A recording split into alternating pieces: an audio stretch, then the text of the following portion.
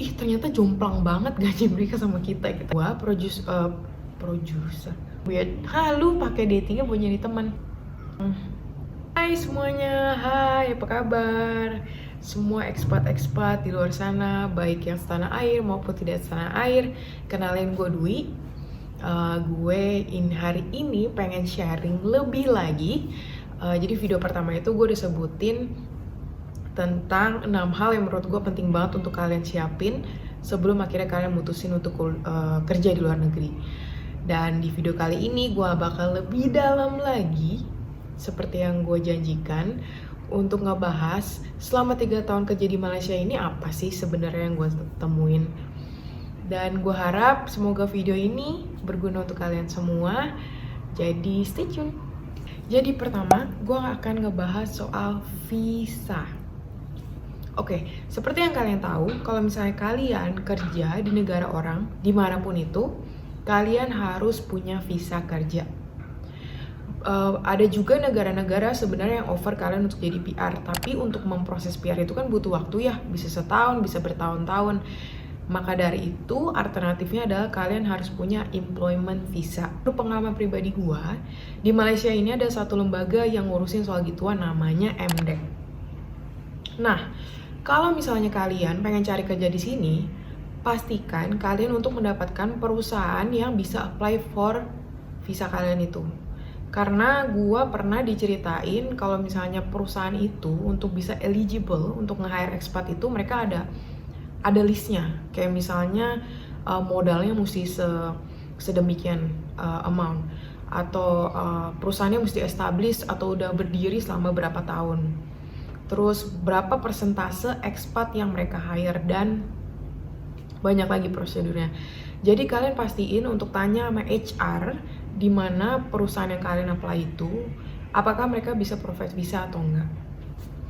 Hal lain yang kalian harus teliti juga adalah kadangkala kalian itu untuk perusahaan itu memproses visa, kalian nggak bisa udah ada di negara ini. Oke, gue bakal sharing aja soal yang di Malaysia ya.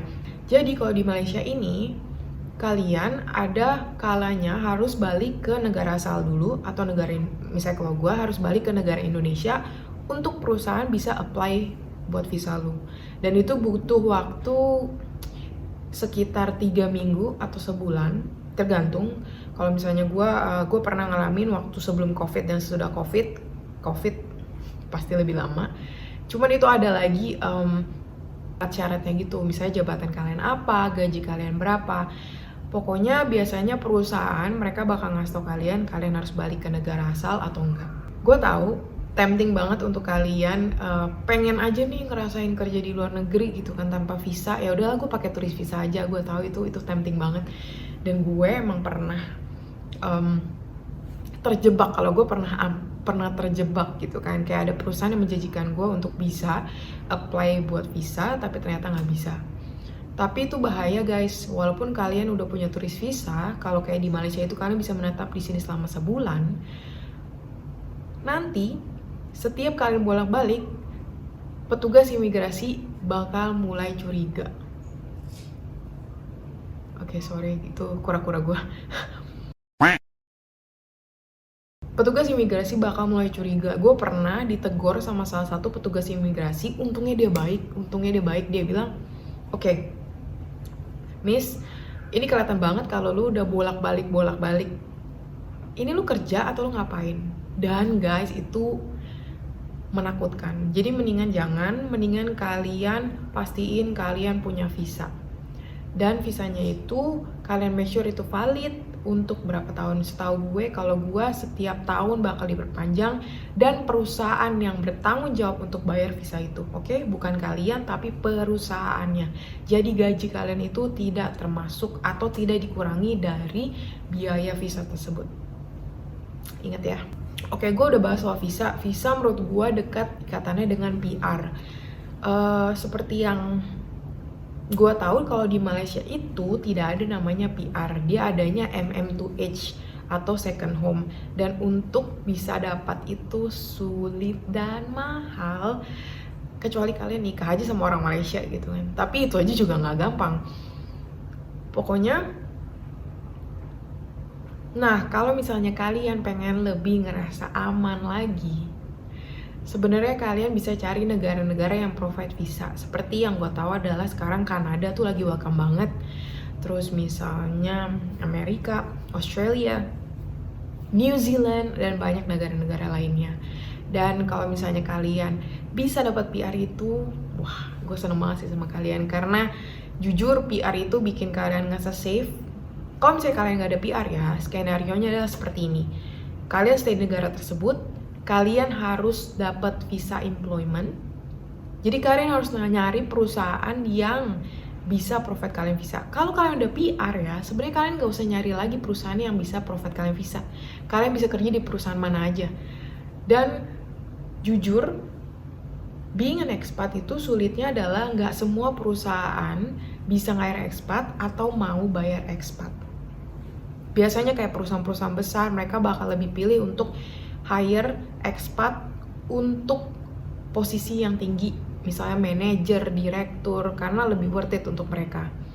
Jadi balik lagi, keputusan kalian kayak gimana, apakah kalian masih pengen coba-coba aja dulu kerja di perusahaan tersebut dengan employment visa, atau kalian udah rencana pengen, gue pengen sekali pindah aja ke negara tersebut, mendingan cari yang ada PR.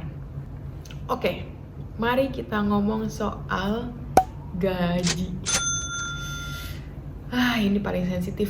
Kalian, expat, dimanapun kalian berada, kalian harus berani nego gaji.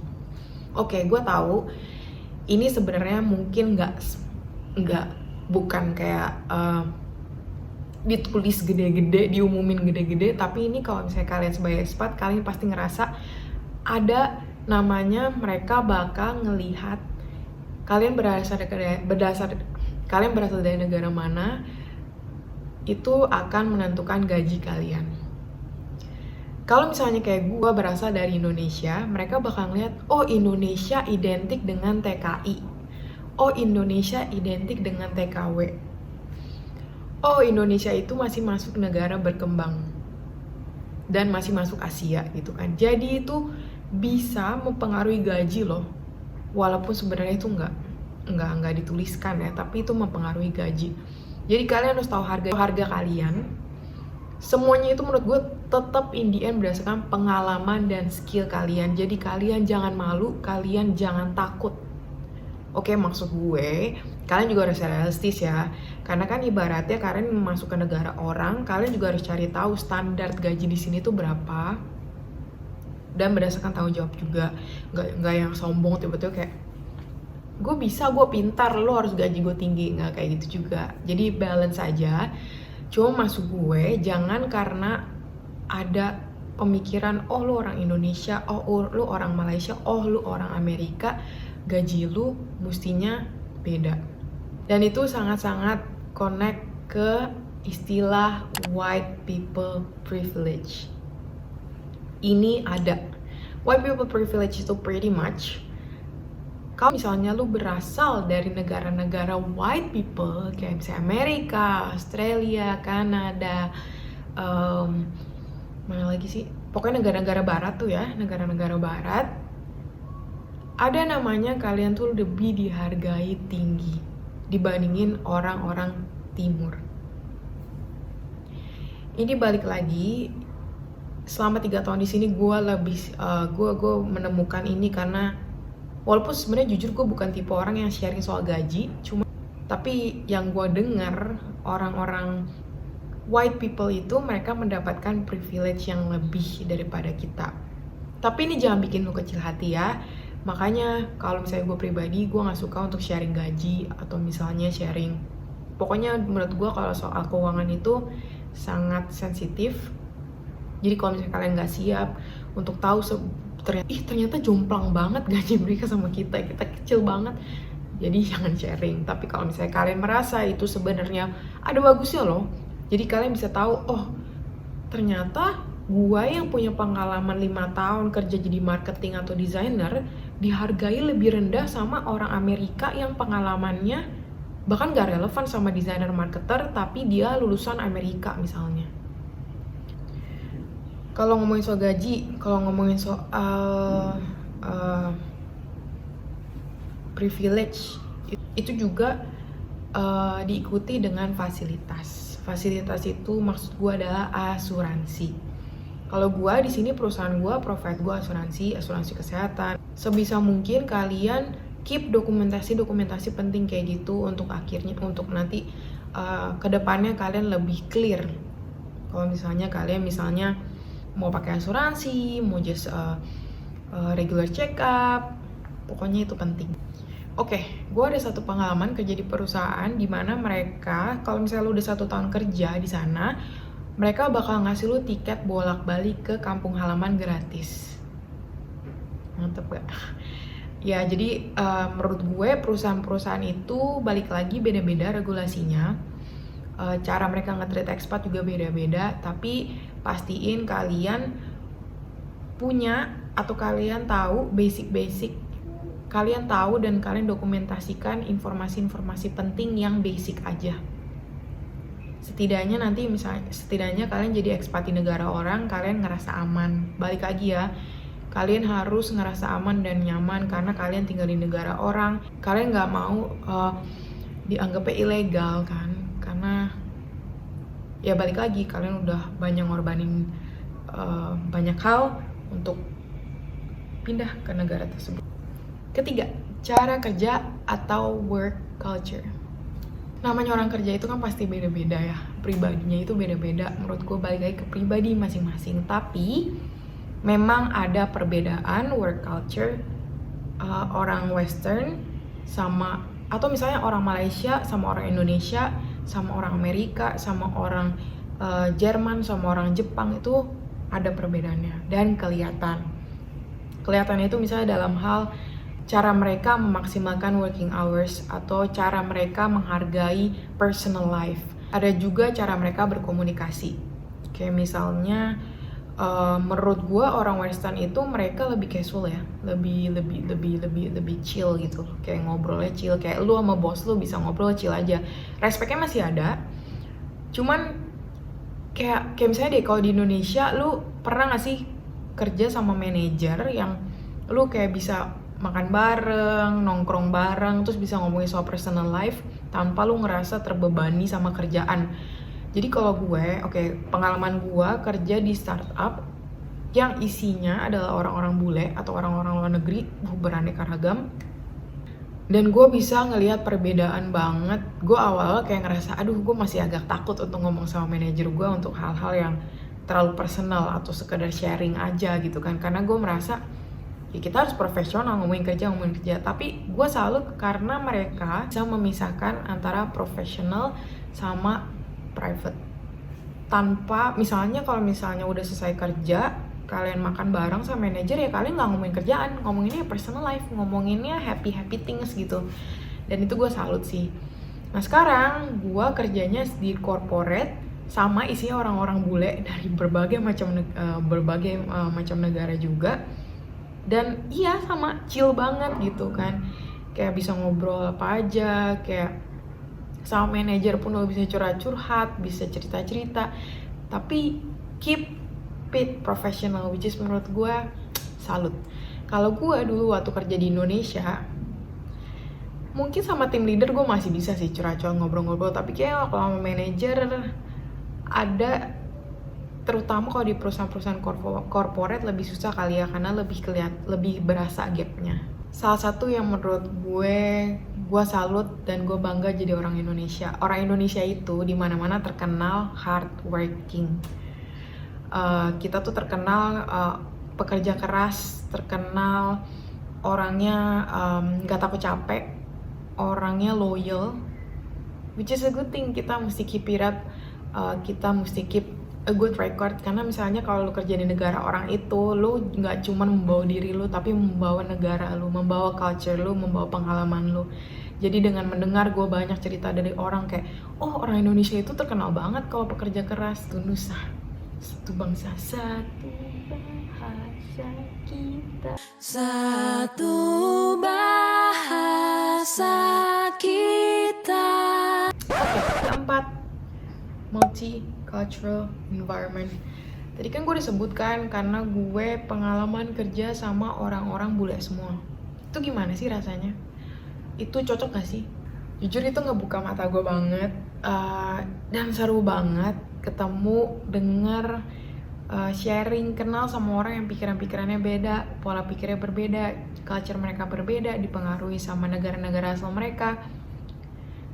Tapi untuk pada akhirnya, gue jujur ya, untuk pada akhirnya ketemu orang yang benar-benar gini dari negara lain tuh menurut gue sulit. Karena balik lagi ke lifestyle mereka beda. Gue di sini punya sahabat-sahabat, ada sih yang misalnya ada yang dari Indonesia, ada yang dari sini, ada yang dari Malaysia, ada yang dari Sri Lanka, ada yang dari negara-negara lain. Semuanya orangnya sangat friendly. Mereka semua orang sangat friendly, orangnya sangat terbuka. Jadi balik lagi ke kalian, seru sih dikelilingi orang-orang yang berbeda asalnya.